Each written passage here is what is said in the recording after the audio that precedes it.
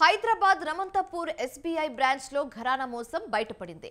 Bank మేనేజర్లు భారీ మోసానికి పాల్పడ్డారు. లక్ష కాదు 2 లక్షలు కాదు, ఏకంగా 2.8 కోట్లు కాజేశారు. ఖాతాదారులకు తెలియకుండా వారి డాక్యుమెంట్లు తీసుకొని మేనేజర్లు దోపిడీకి పాల్పడ్డారు. కొత్త మేనేజర్ ఫిర్యాదుతో అసలు విషయం బయటపడింది. దోపిడీ చేసిన డబ్బు ఎవరి అకౌంట్కు బదిలీ అయింది? మేనేజర్ల తీరుతో ఖాతాదారులు ఏమంటున్నారు? Watch this story.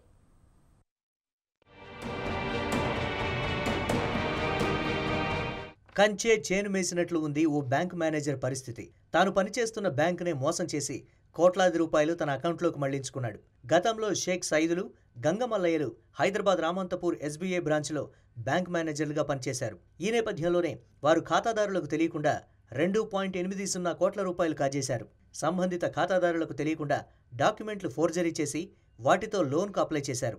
ఒక్కరు కాదు, ఇద్దరు కాదు, ఏకంగా 19 మంది పేర్లపై లోన్లు తీసుకున్నారు. అనంతరం లోన్ అమౌంట్ను భార్య, కొడుకు ఖాతాలకు బదిలీ చేసుకున్నారు.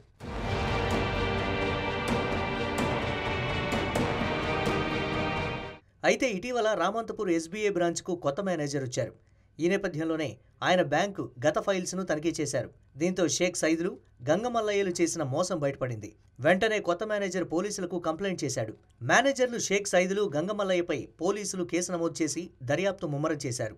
ఈ విషయం తెలుసుకున్న మేనేజర్ షేక్ సైదులు, అతడి భార్య సుష్మా, కొడుకు పీరయ్య పరారీ అయ్యారు. మరో మేనేజర్ గంగమల్లయ్య కూడా పరారీలో ఉండడంతో పోలీసులు గాలించి ఇద్దరిని అదుపులోకి తీసుకుని రిమాండ్కు తరలించారు.